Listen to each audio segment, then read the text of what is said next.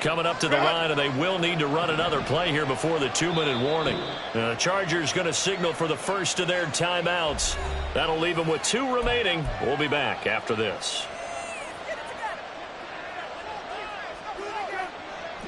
It looks like the Packers have added an extra DB on 3rd down. On 3rd down, here's Eckler. Yeah, this is only going to be a gain of 2. He needed 3. It's 4th and 1. He needed 3. He got 2. Now that'll set up an interesting situation here on 4th and a yard. 2 minutes left to play in this football game here on EA Sports. So it's Charger football as we welcome you back from the 2-minute warning. They've got a 4th down here in a game that looks to have been decided already.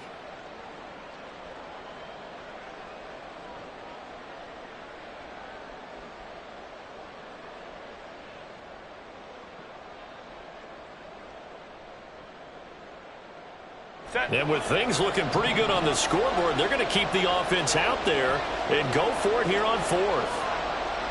An audible here to get a new look. They get this out quickly to the left side. He cannot wiggle free. They stop him at the line on 4th down. The 4th down play doesn't work for the Chargers. And the Packers D comes up with a big stop.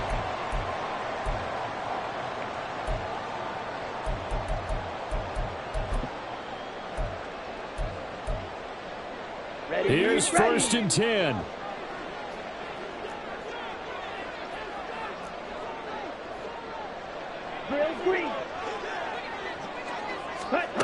Now Love. Got his man complete over the middle. It's Reed. And he'll have it past midfield almost to the 40 before being taken down.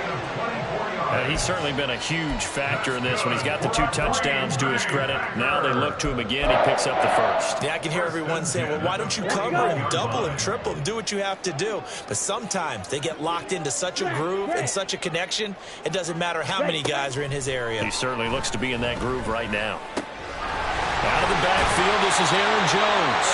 And they'll wind up getting this one all the way down inside the 20.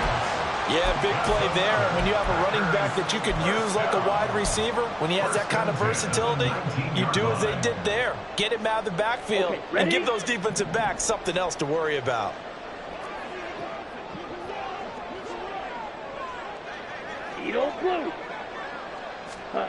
Here's Love. He'll find Jones again, complete. And he's brought down. Defensively here, you've got the cushion, but back-to-back pretty big pass plays there.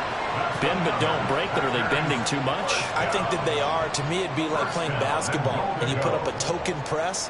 Make sure you get up there and make them eat up some time. Make it a little bit of resistance so they can't just run it right down your throat. Go. Jones, he is going nowhere in a hurry as he is going to lose yardage here in a big way. The Packers going to use one of their timeouts as it'll come with 15 seconds to play in the ball game.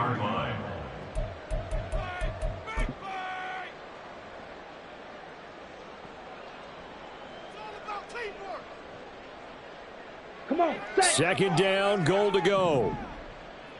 Fury, yellow. Love. And this is caught. So it's a late touchdown, but maybe too late. Still a little time left on the clock, however. Coming from where they were, they knew this was going to be tough, but they got the touchdown. Now they need the miracle, the onside kick and a little extra. Yeah, and you have to get the onside kick and not have the ball bounce around a lot and eat up time. You want to be able to grab it, possess it, and get your offense out there for what you just termed a miracle last chance.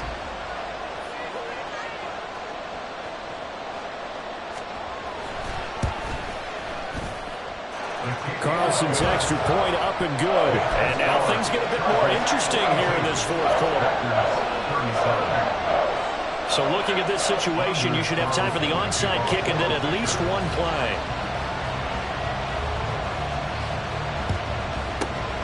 And this is going to be recovered by the hands team. And that should just about put a capper on this one. Well, 4th quarter, they felt like they needed the football back. Unfortunately, they couldn't get it.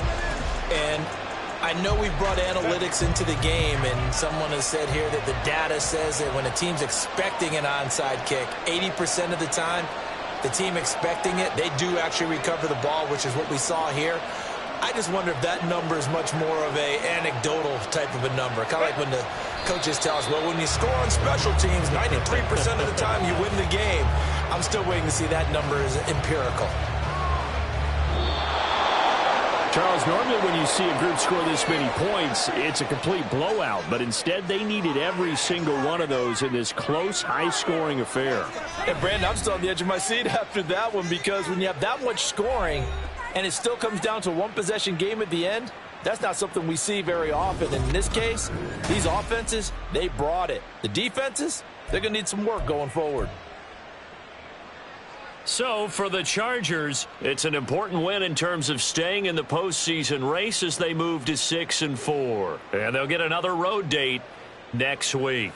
Meanwhile, for Green Bay, it was a game they really needed as they drop back to 4-6. And they'll have a quick turnaround as they're back in action Thursday at noon Eastern for the traditional Thanksgiving Day game in Detroit.